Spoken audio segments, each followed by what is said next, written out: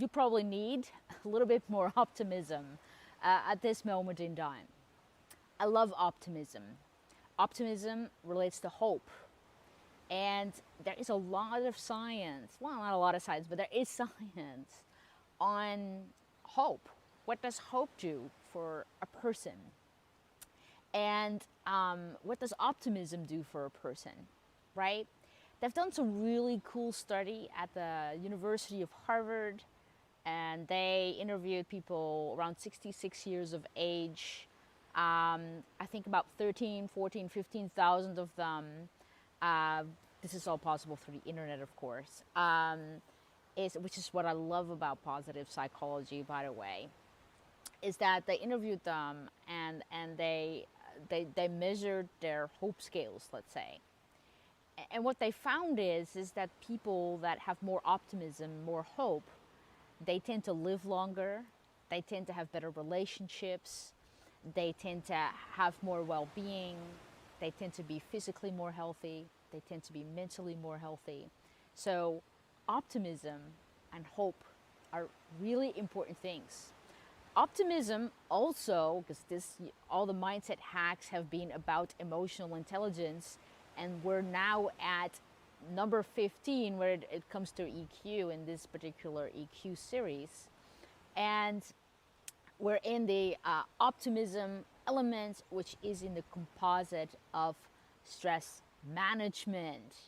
Now there is a 16th element / composite, which will conclude this free mini training in emotional intelligence. Actually, the reason why I'm here in St. Martin, by the way, is to really create both an introduction to emotional intelligence training online, as well as a real big one. Both of them will have an assessment.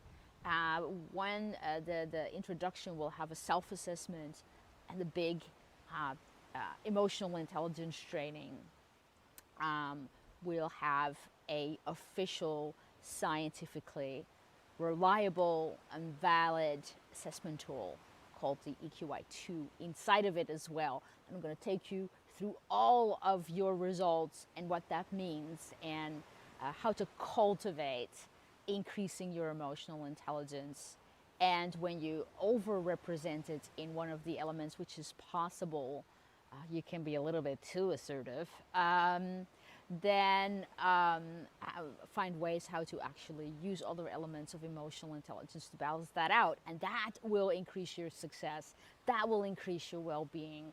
And of course, this applies to work, as well as life, as well as coaching, as well as raising children, relates to everything. So anyway, that's coming later. Back to optimism and hope here. So optimism, if I had to define it, it will be about having a positive outlook on the future, a positive disposition about what's going to happen in the future, and to look at the world as an inviting place to be. And so I did once a scientific assessment on optimism and hope, and I apparently score off the chart. To the point that it could even work to my own detriment. Anyway, so what is a really cool mindset hack thing to do that cultivates optimism and hope? And by the way, also scientifically proven that you can cultivate it, that you can learn it, that you can become more optimistic. It's not overnight, but it is through daily application. You can actually become more optimistic. Okay, so they've done some really cool testing on this particular exercise, and very beneficial. So you have to pick a historical figure or a person. This could even be someone did you know and is alive today, who is really a source of optimism and hope. So think about people that stand up for the people that most of us would consider lost. the people that help in the ghettos, the Mother Teresa's of the world, the Nelson Mandelas of the world. Someone who's inspiring.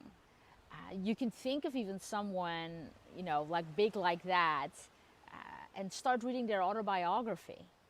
Start like Nelson Mandela's Walk Towards Freedom. It's an amazing book. You can watch a movie, Gandhi, the movie. You could go online and go on YouTube and read speeches about these amazing figures. And maybe you can imagine that you'd be standing in front of this person and you'll be able to have a discussion with them, like they're in the room with you. And you would see what you would see, hear what you would hear, and feel what you would feel if you would be talking, having lunch with this a motivational source, this source of optimism and hope. You can even float your mind into their shoes. And what is it they see, hear, and feel? Why is it that they are so optimistic that they jump into action? You can also think of someone that you maybe really know in real life. Someone who is not extraordinarily talented, or unless they were talented through effort, because that's really not about talent, that's about effort.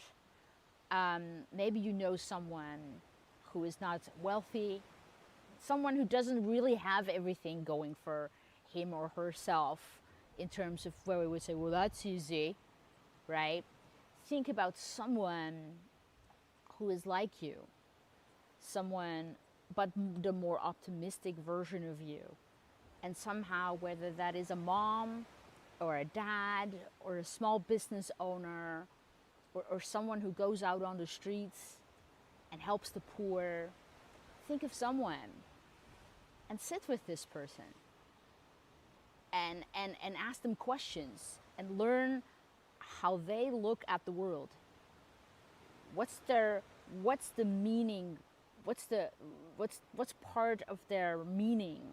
Why is it that they're doing this? Why is it that they believe in the people that they're in service to? Why is it?